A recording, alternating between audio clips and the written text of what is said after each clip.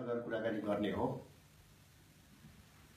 नेपालको आन्तरिक मामिला हामीले आफैले समस्या समाधान गर्छौँ। किन यो हीनता बोध चाहिँ राख्ने? कसैले हल्ला गर्यो भन्दैमा त्यसैलाई चाहिँ आधार बनाएर चाहिँ के भन्दैको आम सञ्चार माध्यमले जुन किसिमको चर्चा परिचर्चा गरिरहेको छ, यो त सबभन्दा पहिला त्यस्ता गर्नुभन्दा सम्बन्धित व्यक्तिसँगै सोध्दा हुन्छ। नेपालको आन्तरिक मामिला हामीले आफूले समाधान गर्ने हो। मधेसको आन्दोलन नेपालको राजनीतिक दलले गरेको आन्दोलन हो। यो समस्याको समाधान हामी नेपालीले नेपालभित्रबाट समाधान खोज्नु पर्दछ। जहाँसम्म चाहिँ भारतसँगको कुरा छ, भारतले जुन किसिमबाट यो आपूर्ति व्यवस्थामा अवरोध सिर्जना गरेको छ, त्यो अवरोधलाई हटाउने क्रममा हामीले केही कुराहरू गरेका छौँ र उहाँहरूका केही चासो र चिन्ताका विषयहरू थिए, केही असमझदारीका विषयहरू थिए, त्यसलाई चाहिँ समाधान गरेर अब चाँडोभन्दा चाँडो नाका खोल्ने बारेमा एक प्रकारको समझदारी भएको छ र केही दिनमा ती कुराहरू प्रष्ट रूपमा देखिन्छन् भन्ने मलाई लाग्छ। हिजो मात्रै यो संयुक्त मोर्चाले चाहिँ अब यो संविधान संशोधन विधेयकमाथि छलफल नहुने भनेर क्यान्सल गर्दाखेरि पनि फेरि नयाँ आन्दोलनको घोषणा गरिसकेका छन् होइन। र तपाईँ सरकारमा नहुँदाखेरि तपाईँकै इन्टरभ्यूबाट कोटेड लाइन, हामीले संविधानलाई मानेका छौँ तर संविधानमा हामी सहमत छैनौँ भनेर भन्नुभएको थियो आफ्नो अन्तर्वार्तामा। अब मधेसीहरूको माग कम्प्लिटली नाजायज हो अथवा सरकार त्यसप्रति निराश देखिएको भनेर भनिरहनु भएको छ उहाँहरूले होइन। तपाईँ सरकारमा हुँदाखेरि चाहिँ उहाँहरूको माग चाहिँ कस्तो जस्तो लाग्छ?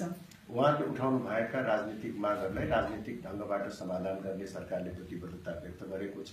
त्यही प्रतिबद्धता अनुसार दुईवटा महत्त्वपूर्ण मागहरू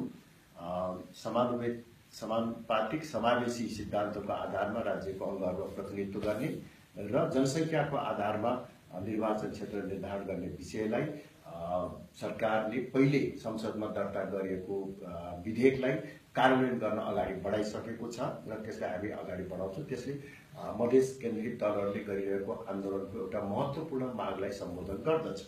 जहाँसम्म अर्को सीमाङ्कन सम्बन्धी विषय छ, त्यो सीमाङ्कन सम्बन्धी समस्या अत्यन्तै जटिल र संवेदनशील समस्या हो।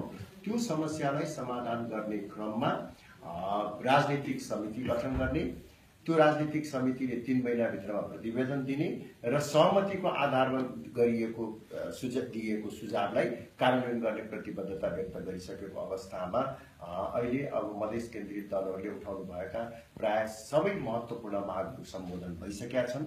अब यो अवस्थामा पनि आन्दोलनलाई तन्काई राख्नुपर्ने आवश्यकता चाहिँ म देख्दिनँ। अपेक्षा पनि उहाँले गर्नुभएको छ र यही भेटको क्रममा हामीले ब्रिटिस सेनामा कार्यरत नेपालीहरू को एउटा पेन्सन र तलबमा जुन असमानता छ, त्यो असमानता हटाइनुपर्छ भनेर पनि हामीले उहाँहरूको ध्यान आकर्षण गरेका छौँ। र त्यसका साथसाथै कर्णेल कुमार लामा लाई जुन एउटा हिरासतमा राखिएको छ र अहिले बेलमा उहाँ चाहिँ रहनु भएको छ, झन्डै 3 वर्ष पुरा हुन लागिसक्यो र अहिलेसम्म त्यसको न्यायिक टुङ्गो नलागेको प्रति हामीले चिन्ता व्यक्त गर्दै उहाँहरूको ध्यान आकर्षण गरेका छौँ र हामीले यो पनि भनेका छौँ कि अब नेपालमा सत्य धन्यवाद साथी।